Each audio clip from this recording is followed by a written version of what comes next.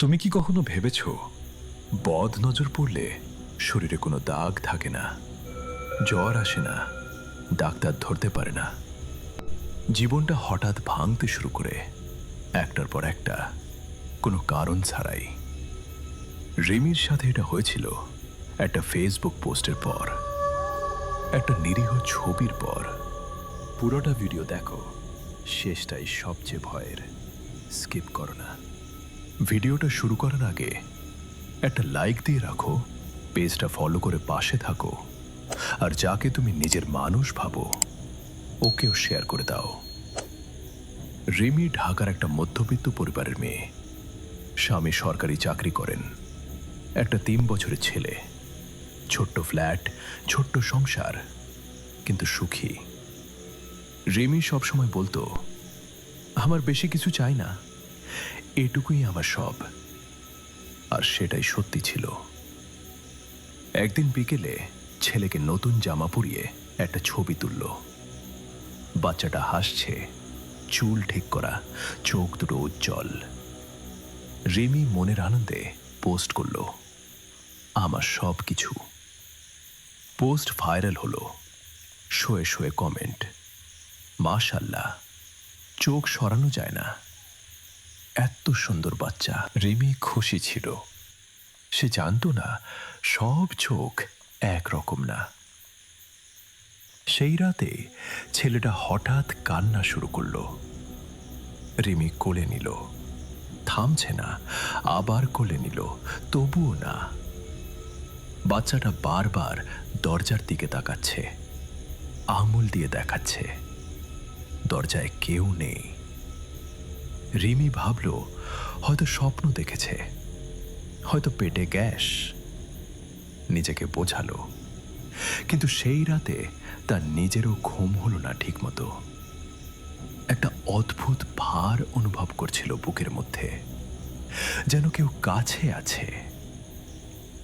পরদিন ছেলেটার জ্বর, হঠাৎ কারণ ছাড়া।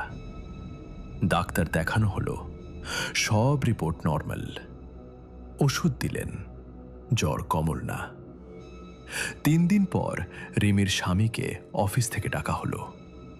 কথা নেই, বার্তা নেই, চাকরি চলে গেল। 5 দিন পর রিমির নিজের শরীরে কি যেন হলো। মাথা ঘুরছে, বুক ভার, কোনো কারণ নেই। ডাক্তার বললেন, স্ট্রেস, বিশ্রাম নিন। রিমি বুঝতে পারছিল না একসাথে সব ভাঙছে কেন। এক রাতে রিমির ঘুম ভাঙল হঠাৎ। রুমে অন্ধকার, সে শুয়ে আছে, কিন্তু মনে হচ্ছে কেউ তাকিয়ে আছে তার দিকে। ঘাড়ের কাছটা ঠান্ডা হয়ে গেছে। সে চোখ খুলল, রুমে কেউ নেই। তারপর আয়নার দিকে চোখ গেল। আয়নায় তার পেছনে একটা ছায়া। সে ঘুরে তাকালো, কেউ নেই। আবার আয়নায় তাকালো, ছায়াটা নেই, কিন্তু তার বুক ধড়ফড় করছিল, হাত কাঁপছিল। সে সেই রাতে আর শুতে পারেনি। পরদিন তার এক খালাম্মা বাসায় এলেন, সব শুনলেন, চুপ করে রইলেন একটু। তারপর জিজ্ঞেস করলেন, তুমি কি সম্প্রতি বাচ্চার ছবি বেশি পোস্ট করেছ? অনেকে দেখেছে? রিমি থেমে গেল। সব চোখ ভালো না মা, কিছু চোখ শুধু দেখে না, নিয়ে যায়। রিমির শরীর ঠান্ডা হয়ে গেল।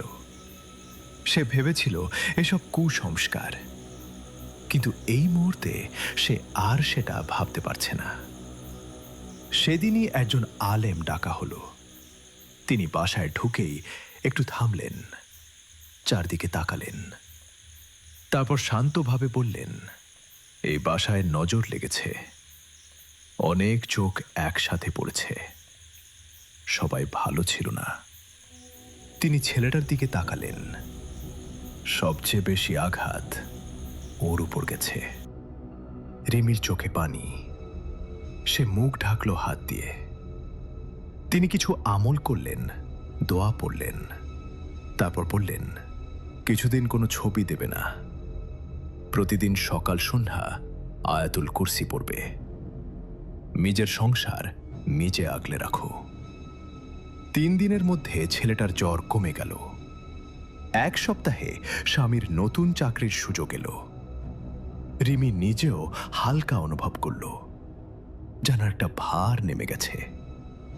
কিন্তু একটা জিনিস সে আর কখনো করেনি, সে আর তার বাচ্চা ছবি পাবলিক দেয়নি। কারণ সে বুঝে গেছে সবকিছু সবাইকে দেখাতে নেই।